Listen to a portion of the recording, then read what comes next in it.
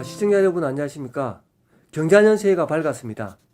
경자년 새해와 함께 많은 분들이 궁금해하시는 게 올해 경제가 과연 좋을 것인가 아니면 지난해에 이어서 계속 힘들 것인가에 대해서 궁금해하실 것 같은데, 특히나 이제 그 중에서도 우리 생활과 밀접한 관련성이 있는 게 바로 부동산이 아닐까라는 생각이 듭니다. 그래서 이제 부동산에 관련된 내용들을 우리 현장에 계신 전문가분들을 제가 직접 찾아가서 이야기를 들어봤습니다. 그래서 부동산 과연 내가 투자해야 될까 아니면 기다려야 될까, 이런 부분에 대해서 시원하게 이렇게 알려드리도록 하겠습니다. 주택 가격의 상승 하락 변동이 있고 부침이 있기는 했지만 전반적으로 핵심 주거 지역의 주거용 부동산 주택 또 신축 아파트 가격은 꾸준히 상승세를 보이고 있는 것이 사실입니다.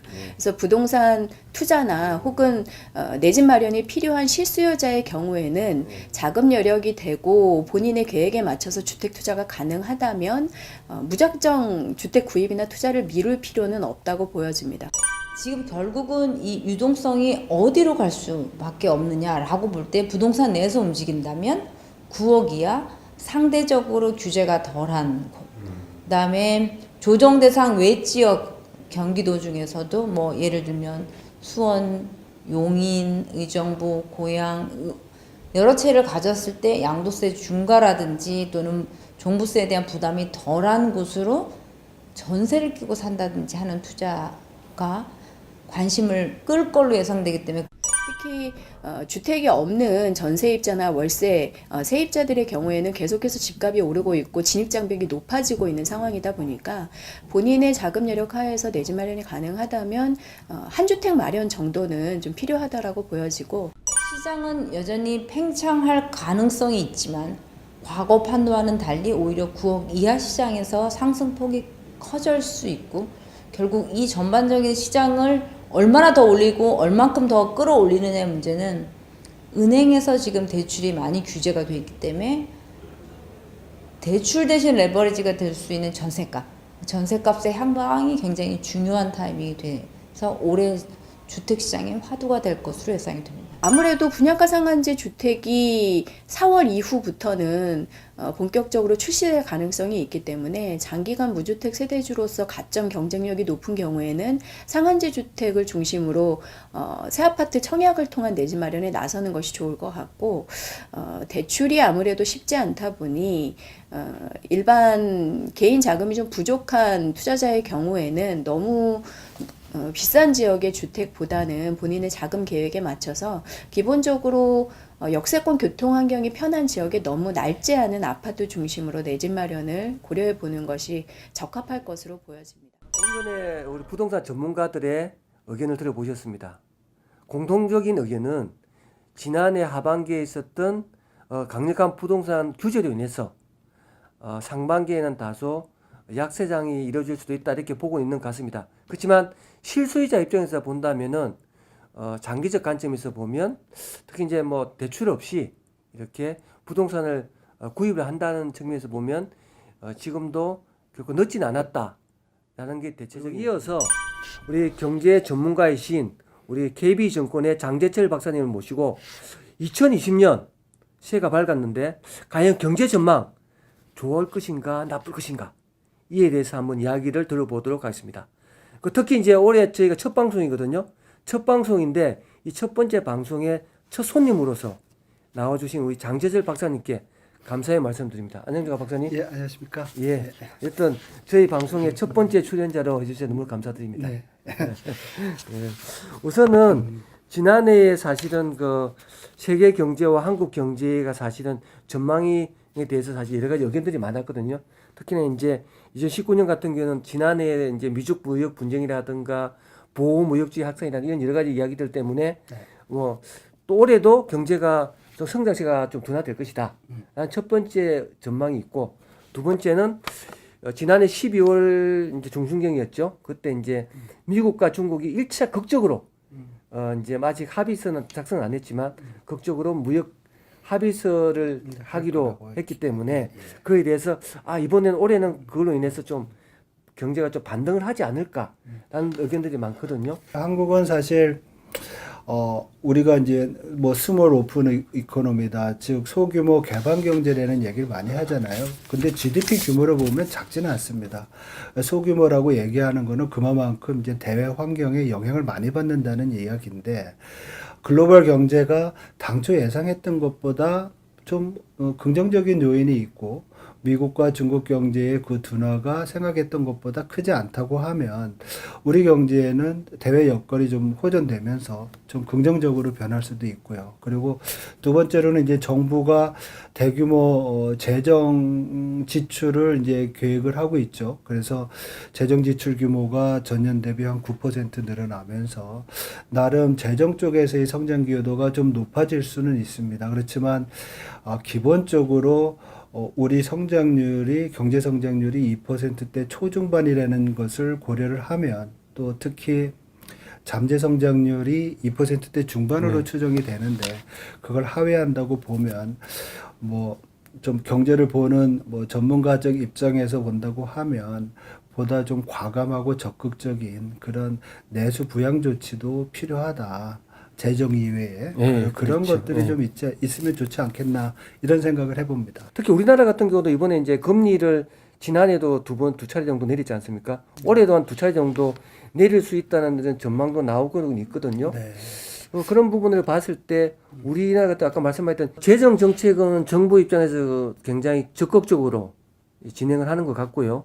그리고 이제 그 다음에 가장 중요한 부분이 통화 정책인데, 올해 이제 전문가들의 많은 입장을 보면 올해도 지난해에 이어서 올해도 한 2회 정도, 상반기에 하반기에 중반 정도에 한 번 정도 이렇게 내릴 수 있다는 전망도 나오고 있습니다. 그만큼 이제 경기에 대한 어떤 부양 차원에서 필요하다고 보는 것 같은데, 이제 이런 부분들에 대해서 우리 박사님 사시기에는 이 통화 정책 자체가 뭐 어떤 우리 경제의 어떤 그 성장세를 높이는데 긍정적인 메시지를 줄 수 있다고 보시는지. 여러 가지 이제 뭐 지정학적 리스크나 이러한 것들이 굉장히 심화되지 않는다고 하면 미 연준도 계속 올해 금리를 유지를 할 것이고, 그렇죠. 그래서 한국은행도 금리를 유지할 가능성이 있지 않겠나, 이렇게 보고 있습니다. 그래서 저희들은 지난 10월, 11월 달 전망할 때 한 차례의 금리 인하를 예상을 했었습니다. 하지만 그 가능성이 좀 더 줄어드는 거 아니냐, 이렇게 보고 있고요. 두 번째로는 이제 한국은행의 입장에서 보면 경기에 대한 우려도 있지만 그 금융 안전성 이슈가 있습니다. 뭐 가계 부채라든지 아니면 또 부동산 시장에 대한 영향들.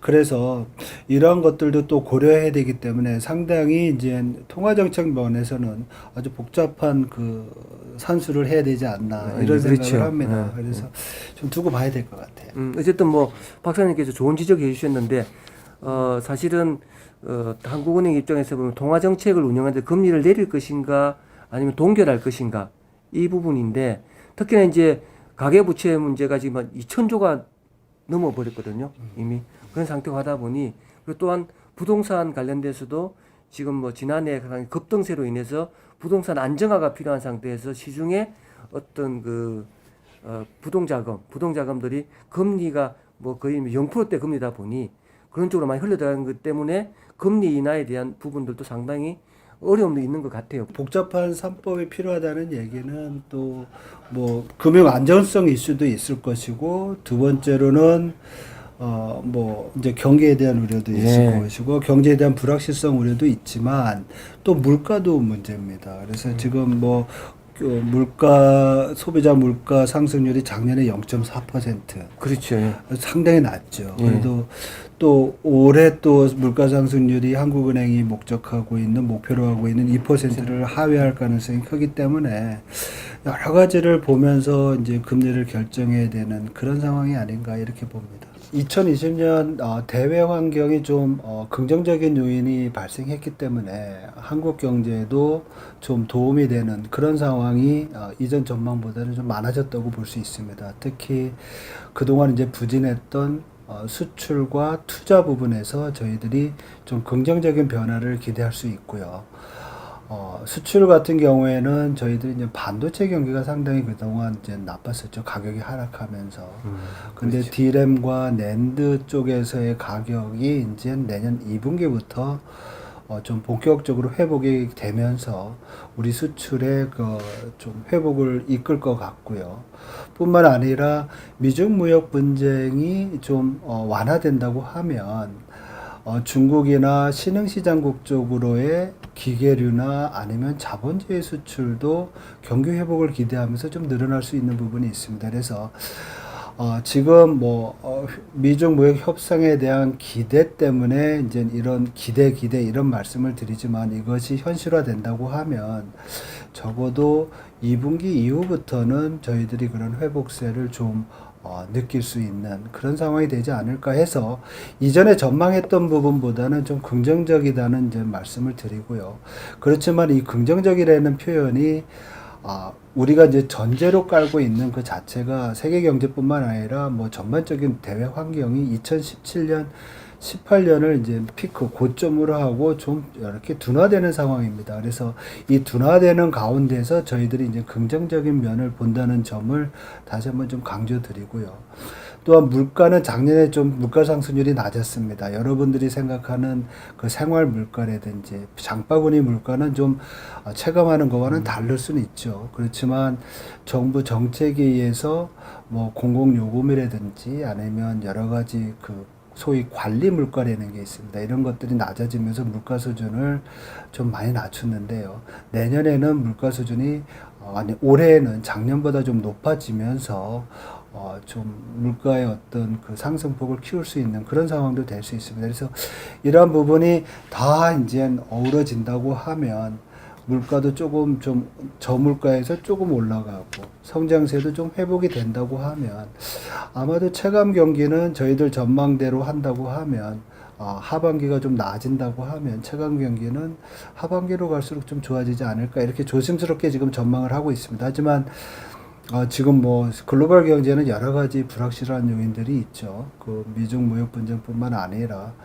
지금 결정이 났다고 보지만 그 브렉짓 이슈도 이제 우리가 1월 말까지 봐야 되는 것이고 그리고 중동에서의 지정학적 이슈들 이게 지금 막 진행되고 있기 때문에 지금 뭐라고 말씀드리기는 좀 그런 면은 있지만 어쨌든 글로벌 경기의 불확실성이라는 점에서 우리가 계속 이제 주시를 해야 되는 그런 상황이라고 볼 수 있을 것 같습니다. 예. 어떤 오늘은 저희가 경제 전문가인 KB증권의 장재철 박사님을 모시고 2020년 경제 전망에 대해서 들어봤습니다. 어쨌든 여러 가지 정황으로 봤을 때 올해 경제는 참 그래도 기분 좋게도 다소 반등할 수 있는 그런 여지는 있지 않나라는 생각에서 시작을 하기 때문에 아마도 여러 가지 우리 시청자 여러분들 입장에서는 그래도 얼굴에 웃음꽃이 필 수 있는 조그마한 어떤 그런 의미도 될 수 있어서 오늘 이 방송이 조금이나 도움이 됐을 것 같습니다. 지금까지 2020년 경제 전망에 대해서 우리 KB증권의 장재철 박사님을 모시고 다양한 이야기를 들어봤습니다. 감사합니다. 네, 고맙습니다.